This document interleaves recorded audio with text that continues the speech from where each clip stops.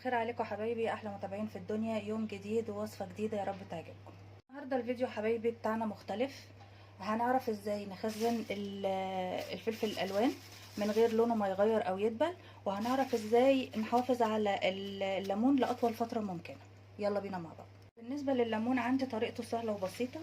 هجيب برطمان ازاز زي ما انتم شايفين كده، هحط فيه مناديل كده بالمنظر ده.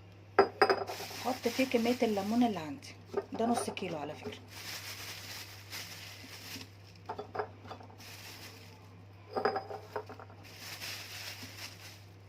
مش مغسول ولا اي حاجه، يعني انا لسه جايباه من السوق اهو. هحطه كده بس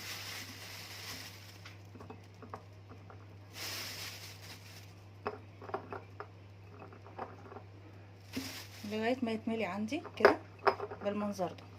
اجيب ورقه مناديل تانية كده، احطها فيه كده واقفل البرطمان. يقعد معاكي في التلاجة اسبوع 10 ايام لغايه ما الكميه تخلص، مش هتلاقيه لا دبل ولا نشف منك ولا اي حاجه. دي طريقه الليمون. بالنسبه للفلفل الالوان، وده اسرع حاجه بتدبل عندي في التلاجة لما بحطه او بشيله في التلاجة. فاول حاجه هعملها ان انا هغسله كويس. غسلته كده غسله كويسه عندي. ابتدي بقى ايه انضفه. اشيل الراس بتاعته دي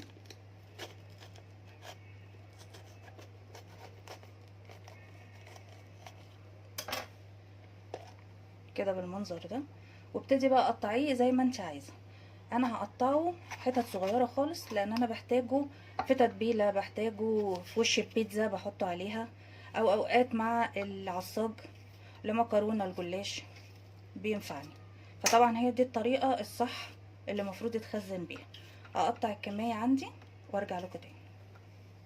نخلي بالنا لما اجي اقطعه بلاش الحتت دي تبقى معايا، الحتت اللي هي دي بلاش اخدها معايا لان دي هتعمل لي ميه اهي. الحتت دي استنى اوريها لكم اهي، دي ملهاش اي لازمه، دي بشيلها. تمام. ونقطعه برضو التقطيع اللي انت عايزاه. انت عايزاه دواير مثلا، بتحبي شكله على شكل دواير مثلا، اعمليه زي ما انت بتحبي تخزنيه خزنيه. يا ريت ما تنسوش اللايك والسبسكرايب للي اول مره يشوف القناه، وفعلوا زرار الكل عشان يبان لكم كل ما هو جديد. هنعمل مع بعض الفتره اللي جايه برضو تخزينات، اللي هي اللي بتبقى موجودة في الصيف، مش بتبقى موجودة طبعا معانا في الشتاء. هنعمل مع بعض برضو التخزينات والتفريزات. يا رب الفيديوهات اللي جاية برضو تعجبكم. بعد ما قطعنا الفلفل كده بالشكل اللي احنا شايفينه ده، هي دي التقطيعة اللي انا عايزاها. وشلنا طبعا منه الحاجات دي، الحاجات اللي ملهاش لازمة دي انا شلتها. قلت لكم الحاجات البيضة دي ملهاش لازمة لانها هتعمل مية في الفريزر. هبتدي اجيب كده اكياس تلاجة عندي، اجيب كده اكياس تلاجة عندي وابتدي احط الكميه اللي انا بحتاجها للاكله، يعني اقسمها على اكلات.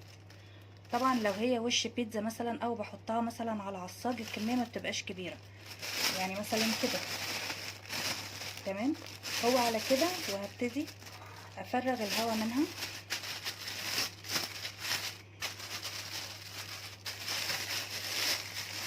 كده بالمنظر ده، واشيلها كده زي ما انتم شايفين. ليه انا بقى بقولك كميه قليله؟ لان اللي هيتفرز ما ينفعش افكه وارجع افرزه تاني. انت فاهماني؟ يعني هو اللي يتفرز خلاص، اللي يفك التلج بتاعه منه خلاص، وبعدين انا باخده مجمد على الحله على طول.